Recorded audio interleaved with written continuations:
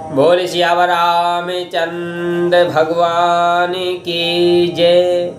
गोस्वामी तुलसीदास जी महाराज द्वारा रचित श्री रामचरितमानस महापुराण की कुछ चौपाइयों का आज हम आपको स्मरण कराएंगे। उन चौपाइयों से क्या लाभ होता है वो हम आपको बताएंगे। गोस्वामी तुलसीदास जी महाराज कहते हैं कि मंगल भवने अमंगल हारी, द्रिवहु दशरथ अजर बिहारी। मंगल भवन अमंगल हारी, द्रिवहु दशरथ अजर बिहारी।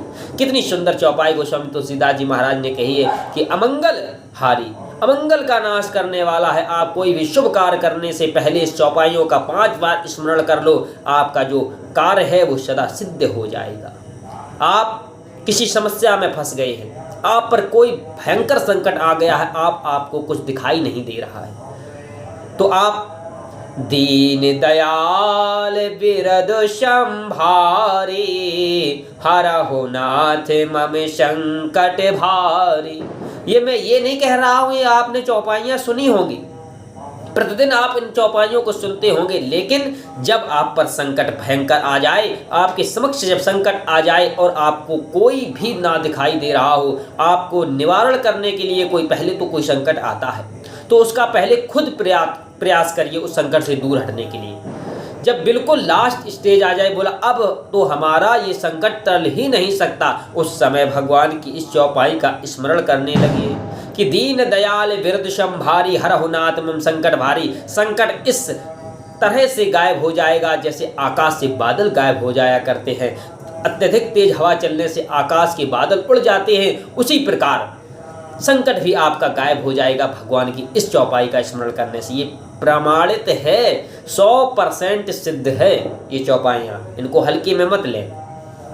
गोस्वामी तुलसीदास जी आगे कहते हैं कि 60 सुधरई सत संगति पाई, पारस परस कुधात सुहाई। 60 सुधरई सति संगति पाई। गोस्वामी तुलसीदास जी महाराज की एक एक चौपाई में बहुत बड़ा राज छुपा हुआ है कि 60 सुधरई, बिनु सत्संग विवेक न होई, राम कृपा बिनु सुलभ न सोई। बिना सत्संग के विवेक नहीं हो सकता, ज्ञान नहीं हो सकता। अच्छा, शिक्षाएं भी कई प्रकार की हैं। एक तो शिक्षा अपने माता पिता से मिलती है, संस्कारों की शिक्षा, समाज में कैसे रहना, क्या कार्य करना है, क्या नहीं करना, ये हमारे माता पिता से हमें विदित होता है। सबसे प्रथम गुरु माँ को बताया गया है, तो वो शिक्षा हमको देती है। उसके बाद शिक्षा हमें गुरु देते हैं, जो विद्यालय में संसार को चलाने के लिए जो शिक्षा है वो हमें गुरुओं से प्राप्त होती है, टीचरों से प्राप्त होती है, जो अध्यात्म की शिक्षा है।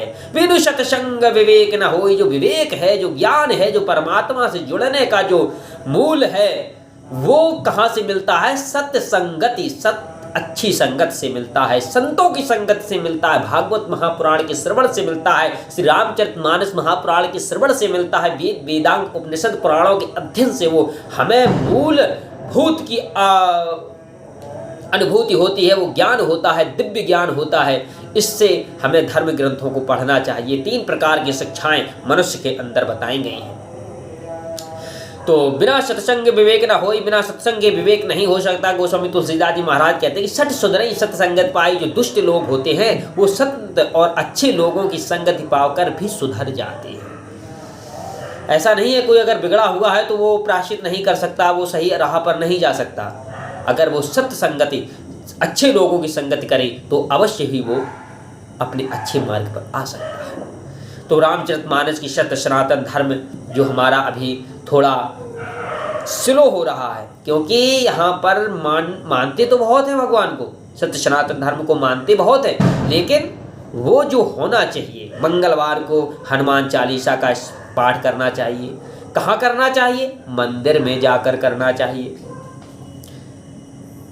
तो मंदिर में मंगलवार को जाएं, श्री रामचरितमानस महापुराण का स्मरण करें और हनुमान चालीसा का पाठ अवश्य श्री